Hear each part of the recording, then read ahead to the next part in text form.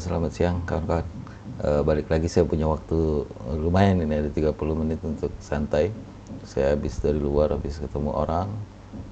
Saya kepikiran bahwa tulisan saya di minggu lalu di kolom kompas.com tentang super holding BUMN dalam rangka reformasi BUMN kita, menulis idealnya seperti apa, di negara lain seperti apa, dan apa yang sedang dilakukan di Indonesia gitu.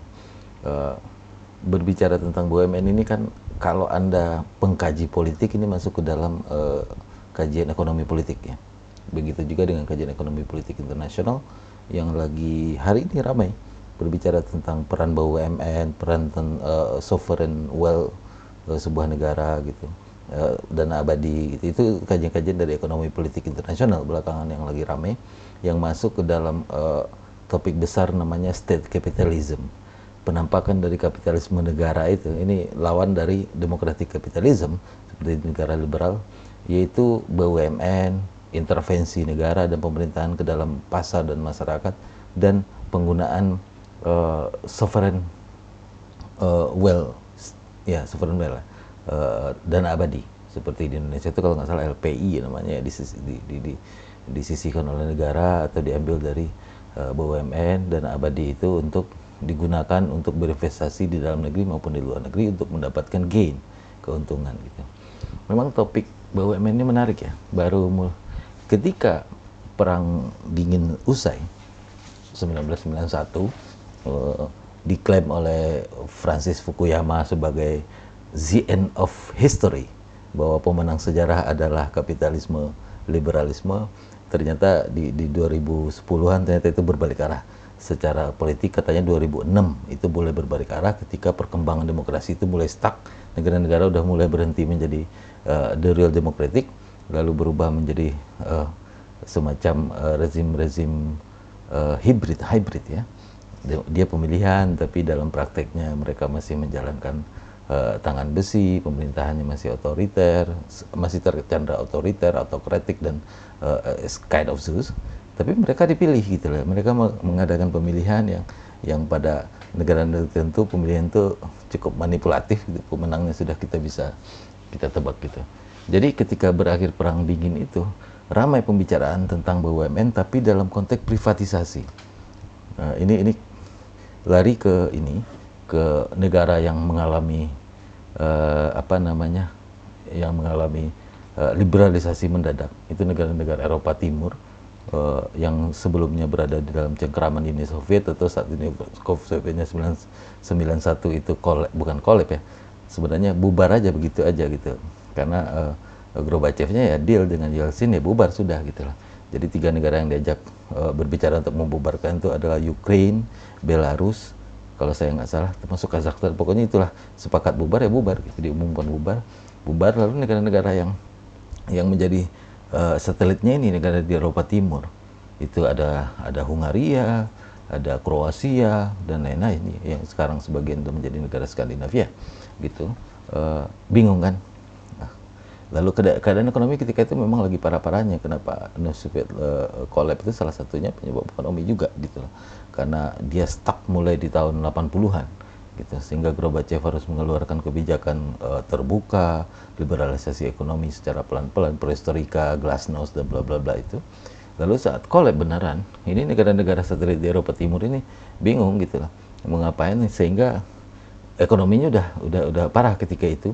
Terjadi, kalau bahasa yang saya tulis itu, saya kutip judul buku dari Janos Kornei, ekonom dari Eropa Timur.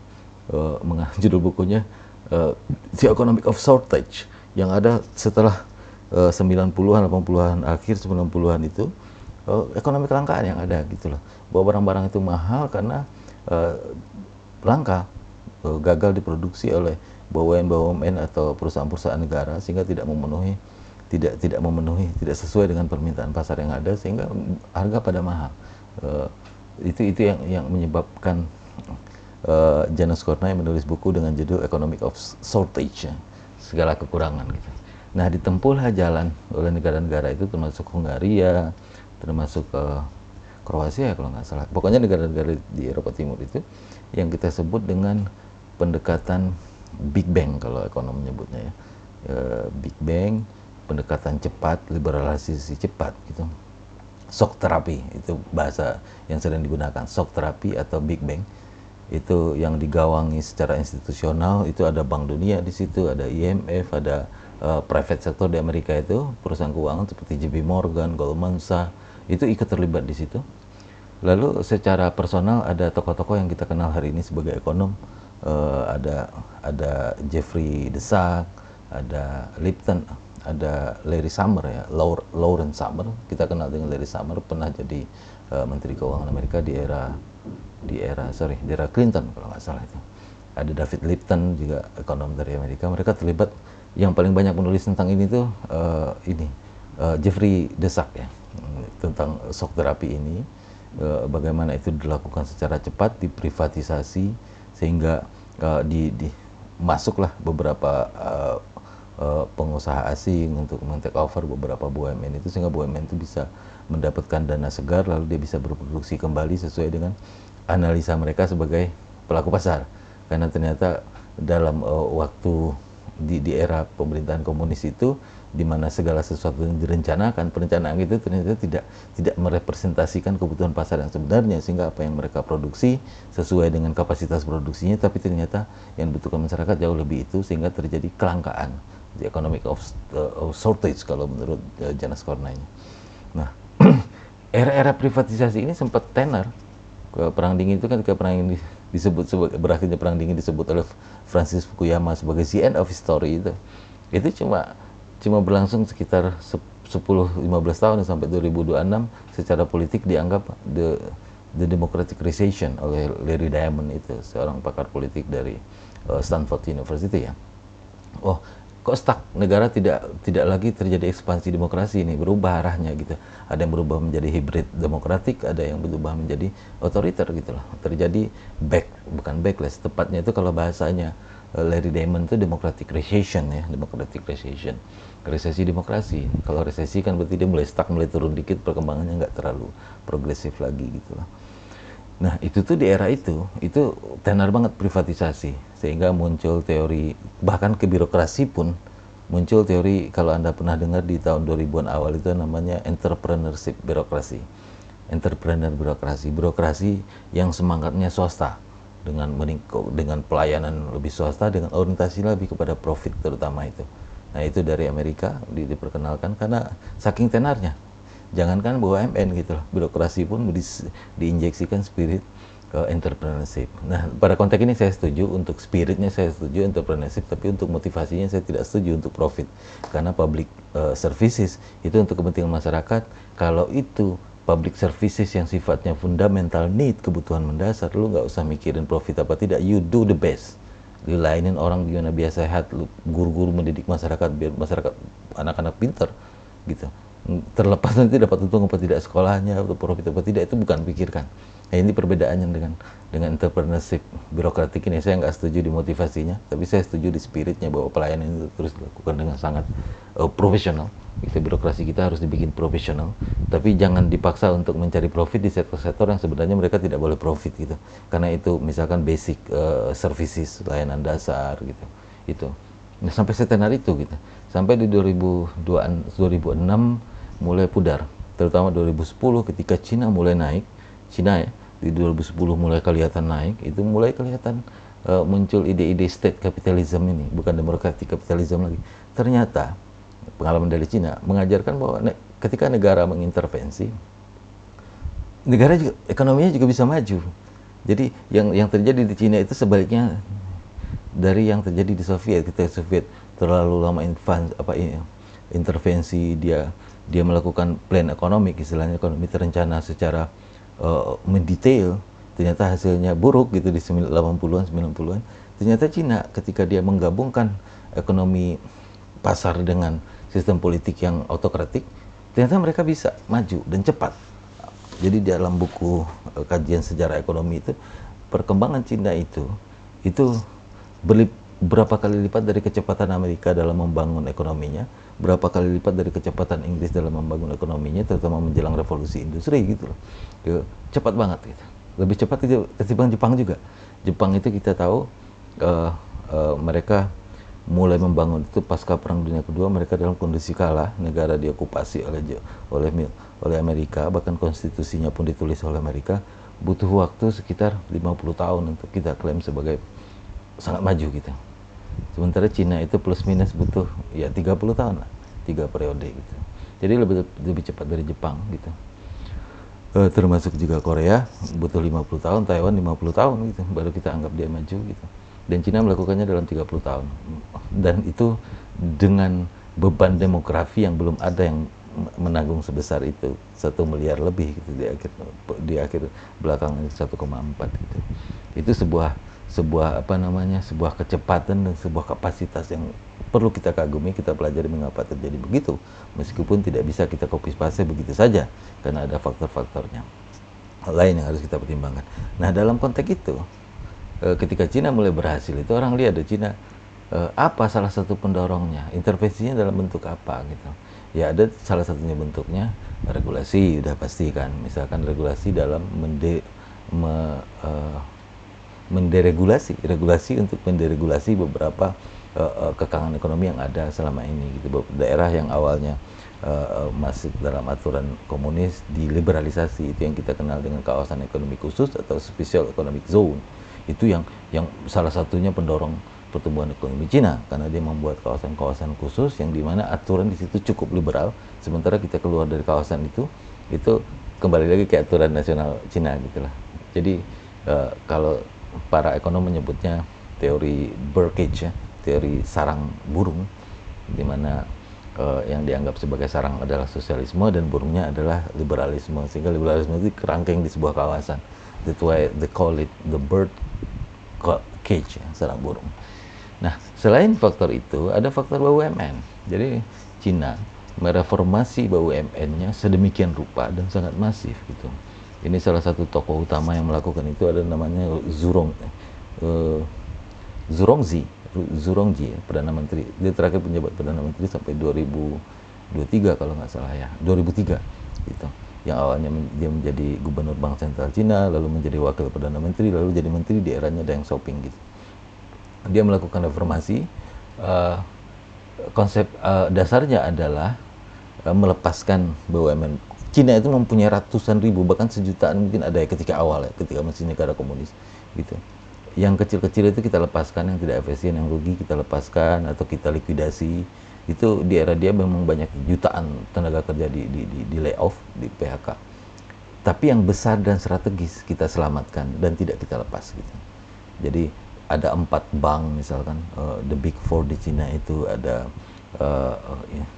namanya yang kita kenal di Indonesia juga ada CBDC ya, Bank Pembangunan China, ada Bank Pertanian Cina, Agricultural Bank of China gitu, ada 4 itu. Itu menjadi bank besar sekarang di Cina gara-gara direformasi. Cara teknisnya nanti kita cerita itu, tapi intinya direformasi. Cuma setelah itu semua BUMN ini tidak dibentuk, tidak ditaruh di bawah sebuah kementerian. Itu bedanya dengan Indonesia gitu. Indonesia, setahu saya Indonesia termasuk cuma satu dari sekian negara yang punya kementerian BUMN gitu. Jadi dia bentuk sebuah lembaga namanya saya lupa, untuk mewakili negara dalam memiliki saham BUMN tersebut gitu. Wait. Namanya itu dia menyingkatnya namanya SASAC, SASAC, kepanjangan dari state owned, saya udah maklum udah tua ya, sorry, sebentar.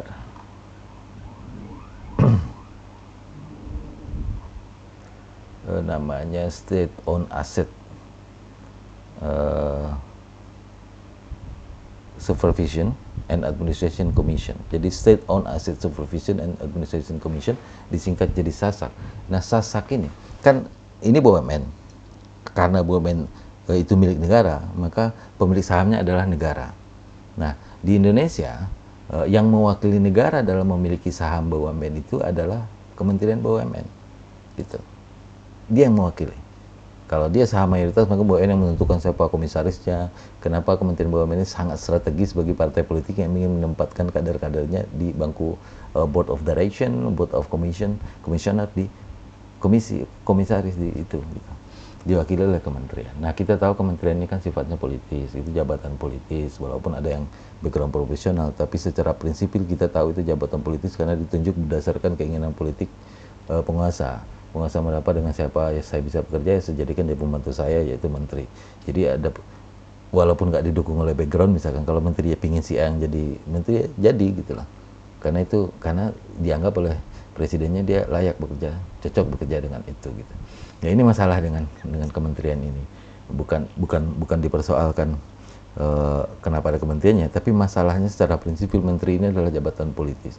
Sehingga selama ini kita tahu siapapun yang menang, lalu dia menaruh orang sebagai menteri ke BUMN-nya, itu menjadi saluran partai-partai yang mendukung presiden itu untuk memasukkan kader-kadernya menjadi ke dalam BUMN, baik sebagai komisaris maupun sebagai board of direction atau whatsoever, pejabat-pejabat tinggi, yang kemudian orang-orang ini juga kalau menurut saya termasuk penghalang untuk BUMN untuk menjadi lebih baik, karena mereka memasukkan kepentingan politik di situ, ada kepentingan ekonomi politik di belakang itu gitu, termasuk mereka mungkin membawa perusahaan yang ingin menjadi mitra BUMN, terlepas dari perusahaan itu layak apa tidak dan sebagainya. Ini yang jadi persoalan kita.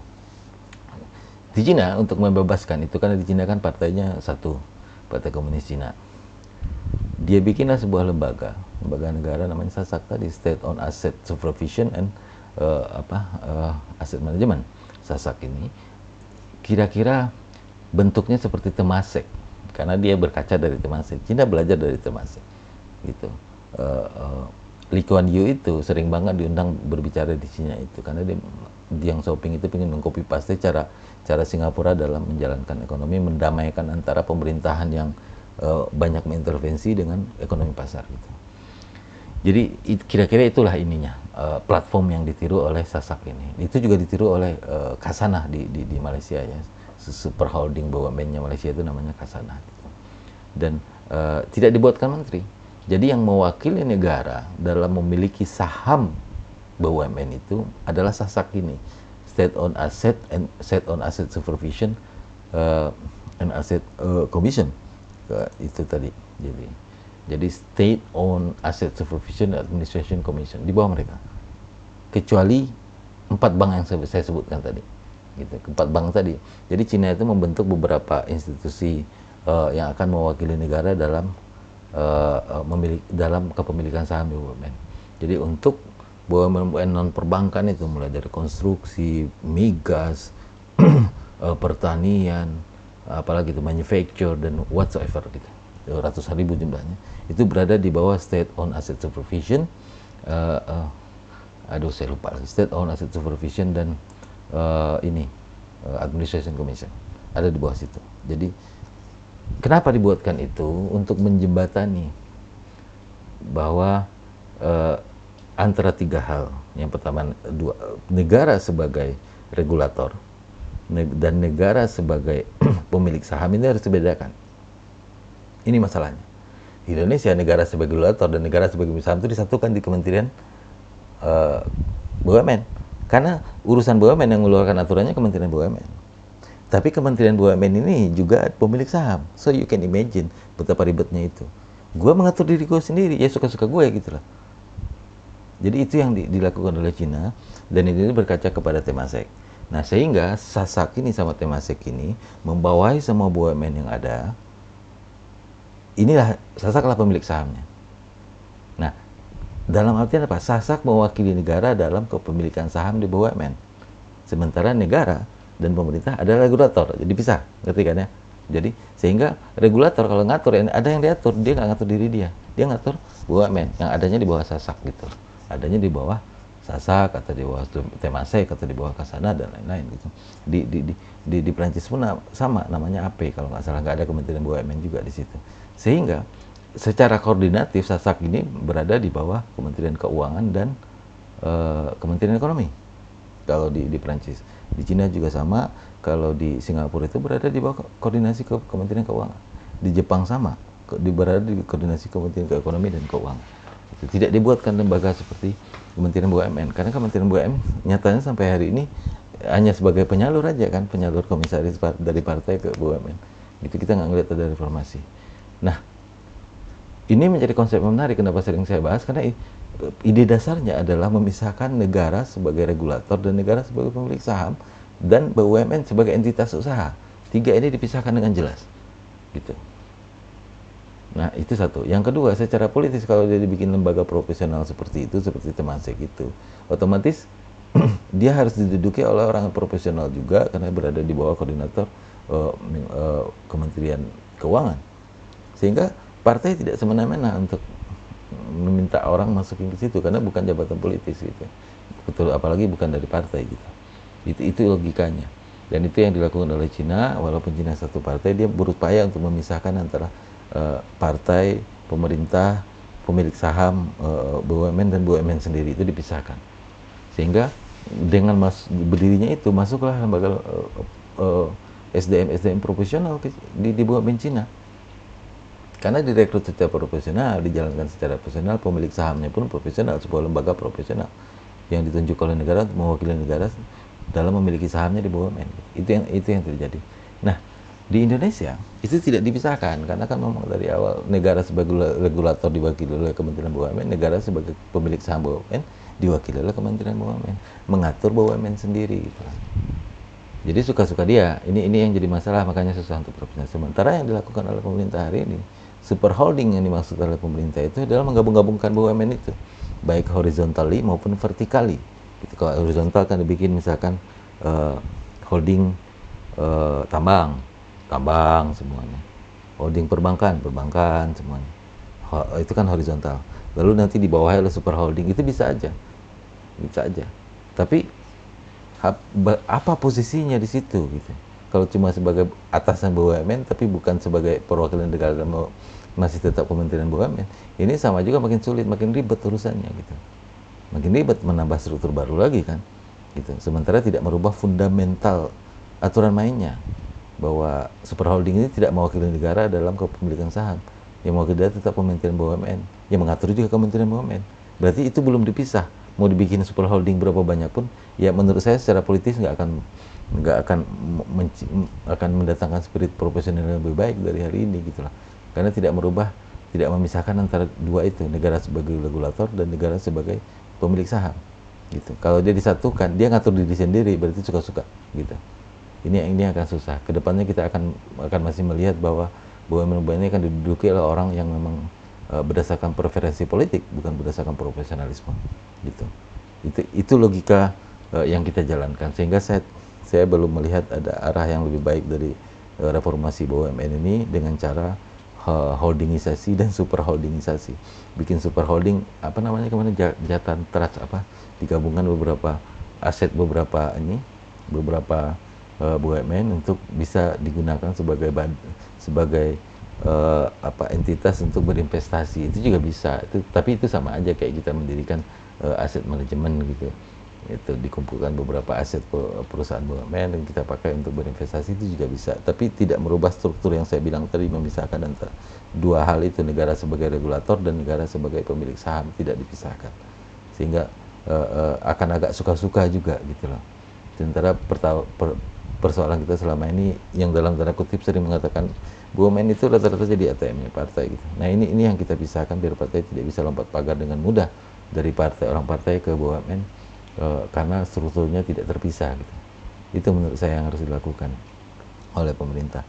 Jadi super holding yang mau dituju itu arahnya masih dalam bentuk menambah lembaga baru tapi tidak merubah fundamental logic of reformation-nya nggak ada gitu di situ. Gitu. Itu cuma nambah lembaga baru, bikin lembaga BUMN dikumpulkan, dibikin satu lembaga besarnya namanya super holding. BUMN dikumpulkan, bikin super holding, bikin holding, dan holding ini itu tidak mewakili negara dalam kepemilikan saham, karena kepemilikan saham negara itu diwakili Kementerian BUMN, yang ngatur juga Kementerian BUMN. Jadi itu nggak dipisah, tetap bersatu. Gitu. Ya, mestinya kalau kita bicara jujur, kalau meniru Singapura itu nggak ada Kementerian BUMN. Setelah dia berdiri Temasek, udah Temasek yang mewakili Kementerian BUMN. Dia yang mewakili negara dalam memiliki saham di BUMN, dan dia berkoordinasi dengan Kementerian Keuangan dan bank gitu. Kalau untuk bank, kalau untuk BUMN banknya yaitu bank sentral gitu. Itu idealnya yang dituju. Tapi kita hari ini tidak menuju ke situ. Kita membuat konsep-konsep baru, menambah struktur baru yang menurut saya intinya untuk mendapatkan dana segar baru untuk berinvestasi atas nama negara melalui BUMN. Itu aja intinya. Tidak merubah fundamental dan logic of reformnya, tidak ada di situ. Itu menurut saya. Kalau mungkin banyak yang terlewat di sini, nanti kita bahas lagi karena saya nggak pakai catatan, nggak pakai uret-uretan gitu, nggak terkonsep berbicaranya, ini keluar begitu aja. Salam dari Indonesia Timur, saya Roni P. Sasmita, sehat-sehat selalu buat semua.